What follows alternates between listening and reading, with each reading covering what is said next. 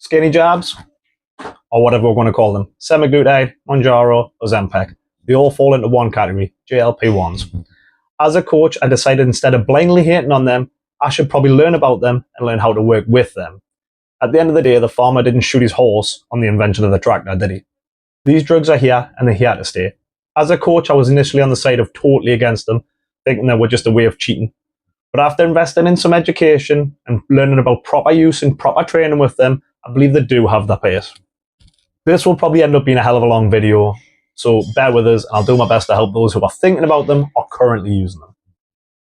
First off, this isn't me saying that they're good or they're good for everybody or promoting them anyway. I would still 100% prefer people to change their actual habits, and I as a coach, I always look for the minimal effective dose needed to help people achieve their goals without having to overhaul their life, their whole entire life, and feel like they aren't achieving anything. I think a huge problem we have in the weight loss industry is it's filled with false promises, promising stuff that works and never does. This leaves people feeling defeated and feeling like they've tried everything but never gotten anywhere. Social media, influencers, TVs, movies, magazines, it all makes it look easy and fast. Where in reality, fat loss is easy in essence, but hard to adhere to. The science is simple, it's the behavior and habits is hard. So this makes people turn to other means, and I've been around long enough to see it all, from diet clubs, detoxes, cleanses, juice diets, to regular people using DNP and clenbuterol. Hell, I was hooked on Effigen because I thought that was going to make us skinny before I lost all my weight. First off, these injections aren't a miracle, but they do work. They're not new, they've been around treating diabetes for around 20 years now. It's only becoming more mainstream for them to be used for weight loss. I believe a lot of the negativity towards these drugs, like anything, becomes from them who are abusing them, the ones shouting the loudest about them, but I'll get a bit on that later on. I believe these drugs can be used as a life-saving tool for those who need them, pre-diabetics, diabetics, and people who are morbidly obese. If I'm honest, I really wanted to say to people that I'd done a Google search and found something really bad about them. I have found negative things, but that's with everything. But since investing learning into them, I do believe if done correctly, they could be used to help those who are obese, those who are quite a bit on the other side, and think they have no other option but to try something that they say is extreme. And here's the bit that gets overlooked. You need to do it correctly. I'm not going to go into dosages or phases, maintenance and stuff, because that's well out my remit. And again, I'm not promoting for or against these drugs in this video. How these drugs work is by mimicking our body's own GLP1 hormone, which helps you feel fuller quicker, stimulates insulin, and balances your glucose levels. They also slow down the gastrical emptying, helping you to feel fuller and stop eating due to the increased feeling of satiety. I was told a while back there's two types of drugs, those with side effects and those that don't work. There's going to be side effects. People report headaches, nausea, dizziness, diarrhea, and some people are reporting pancreatitis issues and some with kidney issues. There's also a study that shows thyroid tumours became present in animal studies. We need to realise in the grand scheme of things though, that these drugs have been out for 20 years. There's no real conclusion on long-term side effects. 20 years isn't that long in the drug world. It all goes down to side effects versus the risk to reward ratio. Someone who's facing obesity-related diseases such as diabetes, those who are looking at an early grave because of their weight, this might be a life-saving device for them.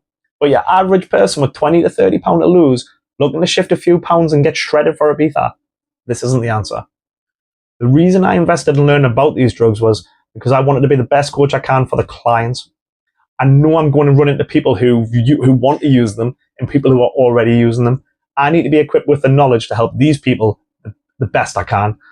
I think the biggest source of negativity towards these drugs comes from those who are abusing them. Those who are injecting these drugs to lose weight, but bragging about being out all weekend eating crap and drinking loads of booze. That's not the intention. These are the ones who give this a bad name. Same as steroid abusers.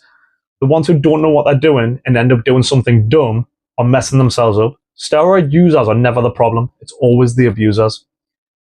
I also see a lot of coaches outright hating on them and those who use them. And I think this goes down to two things. First one being, it takes away from the hard work they had to do it without any of the help. And number two, fear of loss of income when it comes to not being needed because they feel people will just use these drugs and be done. But that couldn't be further from the actual case. Those who are using these drugs are going to need more support from personal trainers and coaches than those who don't use them.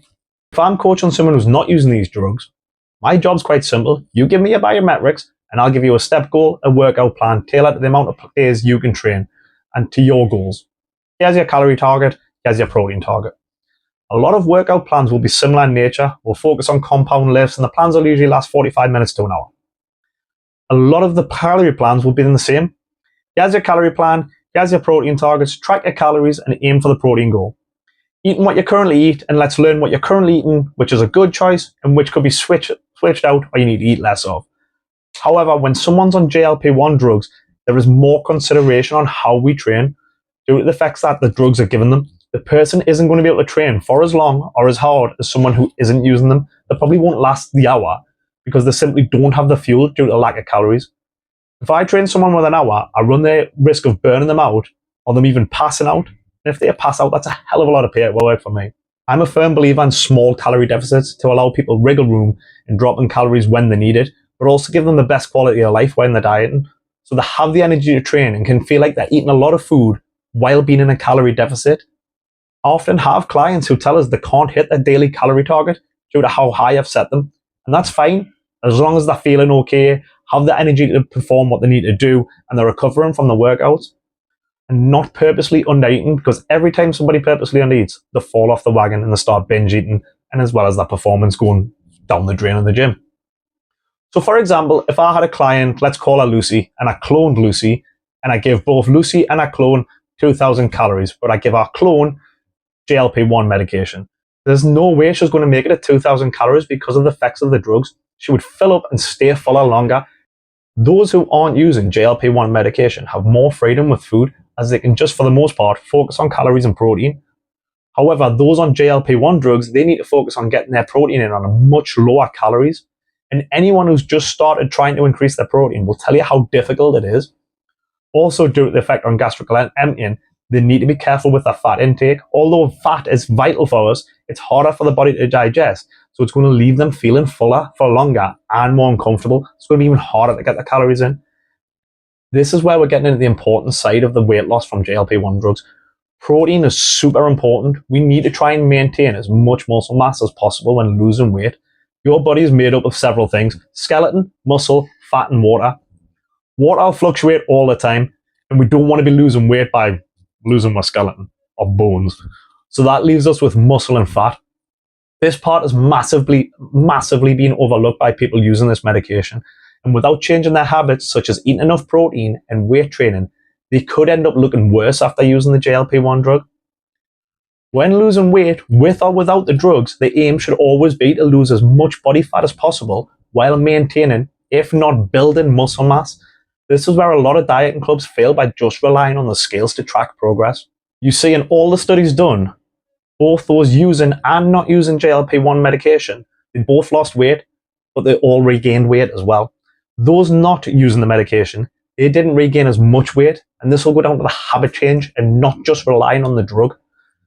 However, in those who gained weight when they stopped using the GLP-1 drugs, those who had hit their protein and did resistance training regained significantly less weight back than those who had just used the GLP-1 drugs. So let's say when losing weight, for example, they lost 20 pounds. 10 pounds of that was fat and 10 pounds of that was muscle. When they regain some weight when coming off the drugs, it's more than likely, if not certain, going to be fat, as they haven't done any work needed to maintain or build muscle. I'm still just ballparking numbers here, but if you lost 20 pounds, 10 of fat and 10 of muscle, but then you put 15 pounds of fat back on, you look worse than if you had just lost 5 pounds of fat. Probably look worse than before you started taking the drugs. So I've rattled on for ages now, so here's what it boils down to. Are these drugs bad? No. Should these drugs be used by those just starting out? No. Should these drugs be used by those that have been failed by the fitness industry? Bad diets, HIIT workouts, slimming clubs, and gym classes, but not seen results? No. So who should use these drugs? Those who are clinically obese. Those who have weight-related diseases and are on the path to an early grave. There are people out there with psychological issues relating to food, and using these drugs with proper guidance on nutrition, training, and coming off them, it could change the world. It could be the kickstart they needed as long as they're not on it for life. Made it this far in the video, thank you. And if you're sat there thinking, still unsure what to do right now, whether to take them or not, then you need to ask yourself, have you given yourself a proper chance for a long enough period of time? Have you tracked your calories accurately while making positive changes? Even just a step count. That's the bare minimum effective dose. I've done it a million times with people, never even have to have them in the gym. My advice would be to reach out to a coach you can look into for credibility, not just some fancy photo, someone who can have an honest chat with you about your lifestyle and your situation before diving into these GLP-1s.